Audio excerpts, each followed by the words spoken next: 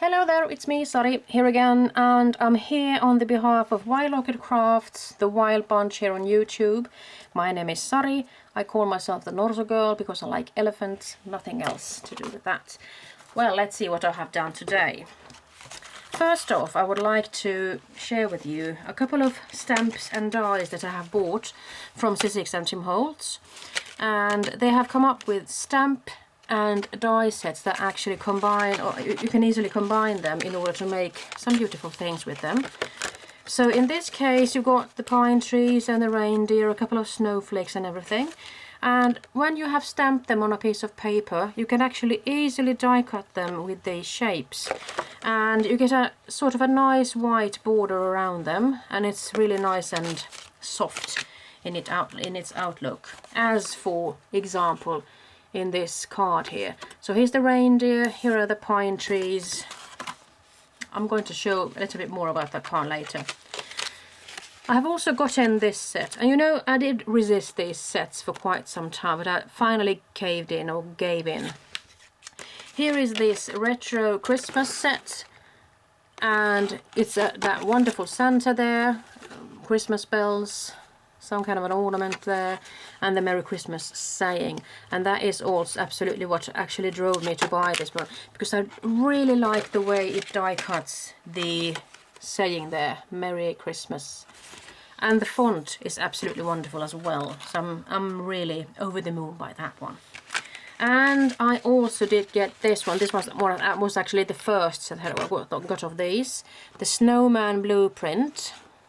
You can see the name there.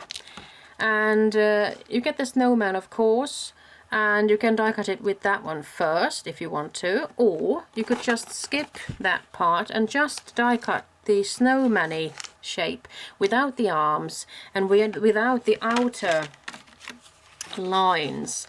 I'm sure you won't be able to see it properly down there, but in the first layer you actually get a little bit of whiteness around it, as you can see on the arms there. But with the second shape you just get a shape cut around the black lines and such. So there's a difference with those.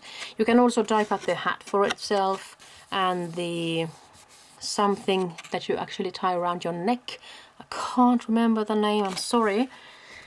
And well, that's a little bit about that. So I have really fallen in love with these stamps and dies, and when I come to think of it, I've actually longed for these for the longest of times. I've been really envious of those you American people that actually have those Stampin' Up things, when you have the stamp and the punch to go with it. And I think that you also have dies to go with some of your sayings and figures. But now we are getting things here in Sweden as well. Well, the project that I'm going to talk to you about when it comes to Wild Orchid Crafts is this, but I would just wanted to give you a little bit of an extra thing there with what you can do with the same dies and such. So I started die cutting these shapes after having stamped them in various colors. In this one I have used archival ink, and for this one as well, new colors from archival ink, and it's Wendy Vecchi that has designed those colors, I'm sure. And then there's a pine tree thingy here which I have colored. I have stamped them actually with I think I did use some archival ink on these as well, and this is the second imprint, I'm sure. I die cut some ovals here from Spellbinders.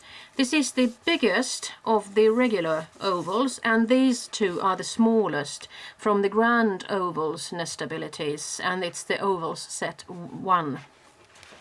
Having done so, I started thinking, well, perhaps this could be fun to put on a gift bag like this. This is pretty big, a gift bag, as you can see. I can put in my hand in there really nicely. And well, I decided that I would go there and make a decoration for this gift bag. So I looked for a piece of red paper, cardstock, with some beautiful embossed dots. And this one comes from Basil actually. And then I decided that having the red and green both being pretty strong colors, I decided I have to break it up, and I chose to do so with a piece of cheesecloth. And also to finish things off, I decided that I would have a couple of roses here, beautiful red dark roses, which I found in a set of 4 different colored roses in a set. You'll be seeing the code down below in the description box. I also found some beautiful small tiny rosebuds that I put there. And to give this bag a sort of a rustic look, I also took some twine and wrapped it around the red paper before I actually glued down those oval pieces. So this is a nice tip actually that I do fancy seeing myself doing more of. I was thinking of using other dies to actually complete them. And I wanted to just give you a couple of heads up when it comes to making these easel cards. Easel cards could be called easy cards as well, because they are really easy to do. You just have to decide on what shape and size you want your card to be. It could be just anything really, because all you have to do is take your piece of paper and just divide it in half. And if you're doing so and you're not going to do anything else, well, you have a regular card. You could have it like this, or you could have it like this. But if you're going to make an easel function to it, you need to make another score mark in the center of one of the pieces. And that actually makes the easel come to life. But in order to have the easel staying in its place, you need to do something down here. And in this case, since I have stripped apart this big black scalloped circle, it was a card before, but I decided on actually splitting it up and making this into this beautiful, or just easy peasy easel card. I decided on keeping the other part on the inside, and after that die cutting a shape from Spellbinders. This is a Labels 25, and I put it there. I also have the same shape in black over here, as you can see.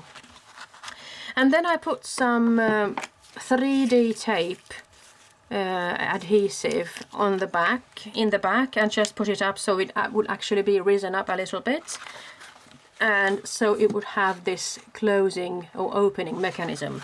And in this case you actually have the card standing on its own, and I really do like this easel card. It's one of my favorite special card folds. So I think it's time to sign off with those things, the gift bag and the easel card. Really nice to work with these stamps and dies, I must say. I'm hoping and looking forward to seeing more of those from Tim Holtz and Sizzix. But it's time for me to sign off this video for the Wild Orchid Crafts, and this is the Wild Bunch on YouTube. Me, Sari, signing off. Hope to see you soon. Bye bye.